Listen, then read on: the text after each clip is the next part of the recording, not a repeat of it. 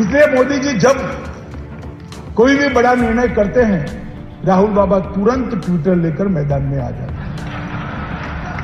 7, 8, 10 tweet ठोक देते हैं। ठीक है, ठोक दिए। 15 दिन के बाद जब जनता फैसलों का स्वागत करती है तो मुंह देखने जैसा हो जाता है। सालों से पाकिस्तान हमारे यहां घुसपैठ करता था।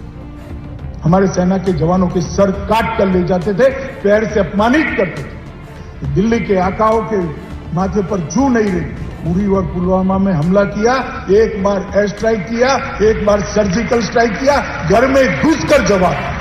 अगर कोई गलती करता है तो घर में घुसकर दंड देने का किसी में सामर्थ्य है तो मेरे और आपके भारत के अंदर जो सादगी से जीता है, जो पारदर्शिता से जीता है, वही नेता है।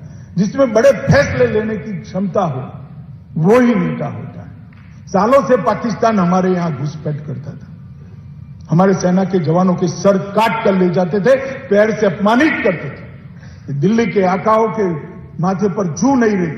नरेंद्र मोदी जी आए, उरी और पुलवामा में हमला किया, एक बार एयर स्ट्राइक किया, एक बार सर्जिकल स्ट्राइक किया, घर में घुसकर जवाब। और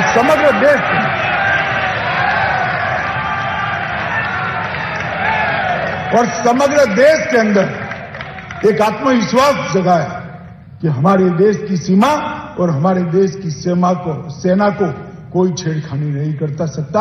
और पूरी दुनिया में एक संदेश गया कि इजराइल और अमेरिका के बाद अगर कोई गलती करता है तो घर में घुसकर दंड देने का किसी में सामर्थ्य है तो मेरे और आपके भारत के अंदर। ये संदेश है। वो बड़ा फैसला लेते नहीं, नोटबंदी हो, जीएसटी, 200 करोड़ लोगों को वैक्सीन लगाना हो, बड़े बड़े फैसले लिए। उनका फैसले लेने का ध्रुव वाक्य क्या है, मूल सोच क्या है? फैसले व्यक्ति को अच्छे लगे ऐसे नहीं लेने चाहिए। मुझे और आपको अच्छे लगे ऐसे फैसले नहीं लेने चाहिए। मेरे और आपके लिए अच्छे हो ऐसे फैसले लेने चाहिए। इसलिए मोदी जी जब कोई भी बड़ा निर्णय करते हैं, राहुल बाबा तुरंत ट्विटर लेकर मैदान में आ जाते हैं। 7, 8, 10 ट्वीट ठोक देते हैं। ठीक है, ठोक दिए। 15 दिन के बाद जब जनता फैसलों का स्वागत करती है तो मुंह देखने जैसा हो जाता है। मोदी जी कभी भी लोगों को अच्छे लगे ऐसे फैसले नहीं देते।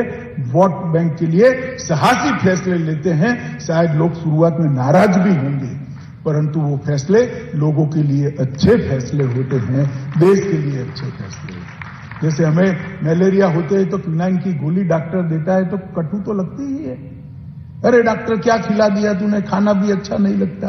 मगर मलेरिया चला जाता है। ये मलेरिया निकालने का काम नरेंद्र मोदी के साहसी फैसले में। नेता ऐसा हो जिसके प्रति जनता में सम्मान हो।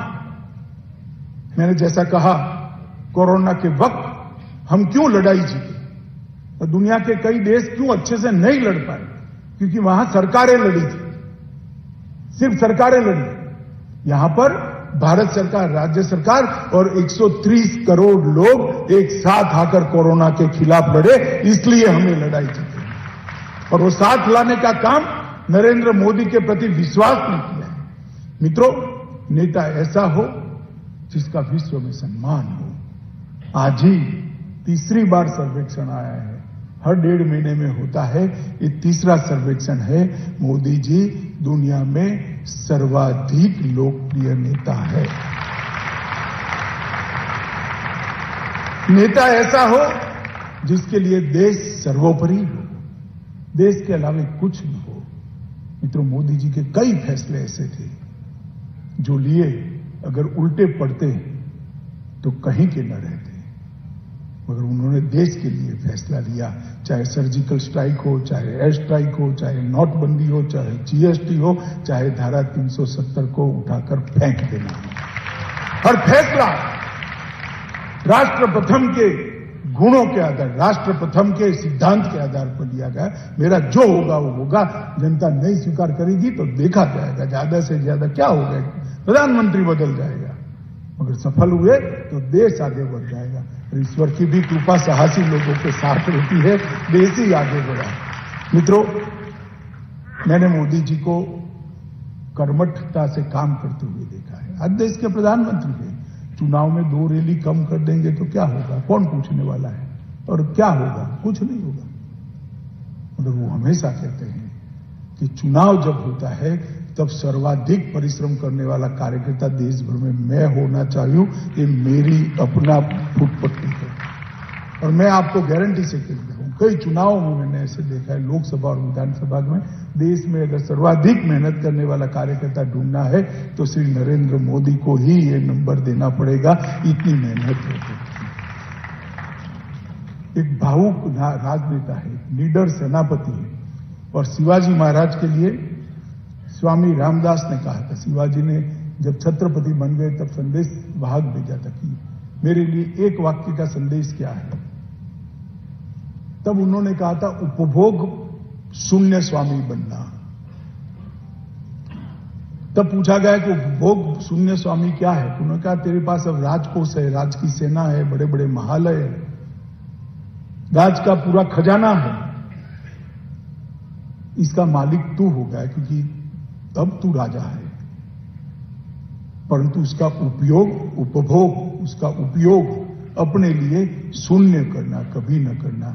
तो उपभोग शून्य स्वामी अगर कोई है तो इस समय का लोकतांत्रिक तरीके से नरेंद्र मोदी। तो वो अपने आप को स्वामी भी नहीं कहते, इसीलिए प्रधान सेवक कहते हैं। और आज भी वो 18 घंटे काम करने वाले व्यक्ति है। 12 बजे के बाद अगर किसी का फोन आ सकता है तो मैं हमेशा समझ कर रखता हूं कि मोदी जी का आएगा और किसी का नहीं आएगा। 18 घंटे काम करने वाला व्यक्ति है और अपने साथियों से भी वो कराते हैं। देश की सुरक्षा के मामले में जीरो टॉलरेंस को उन्होंने अपना है। मैं छत्तीसगढ़ में हूं मित्रों, मैं जरूर कहना चाहूंगा, मोदी जी के 8 साल के अंदर वामपंथी उग्रवाद की कसकर धज्जियां उड़ाने का काम नरेंद्र मोदी सरकार ने किया। मैं कुछ आंकड़े देना चाहता हूं। 2009 में इस देश में सर्वाधिक लोग मारे गए, 2258 लोग वामपंथी उग्रवाद के कारण मारे गए। वहां से घटता 2021 में 2258 से घटकर 509 तक ये आंकड़ा आने का काम इन नरेंद्र मोदी सरकार ने किया। जान गंवाने वाले लोगों की संख्या, जिला रिपोर्ट, सब में कमी ही कमी है। हिंसा की घटनाओं में 50% की कमी, मौतों में 66% की कमी, सुरक्षा बल के मृत्यु में 71% की कमी और वामपंथी उग्रवादियों द्वारा समर्पण में 140% की वृद्धि हुई। ये कुछ जिलों में अब सिमट कर रह गया है। छत्तीसगढ़ में सरकार बदल लो, यहां से भी चुटकी में चला जाएगा।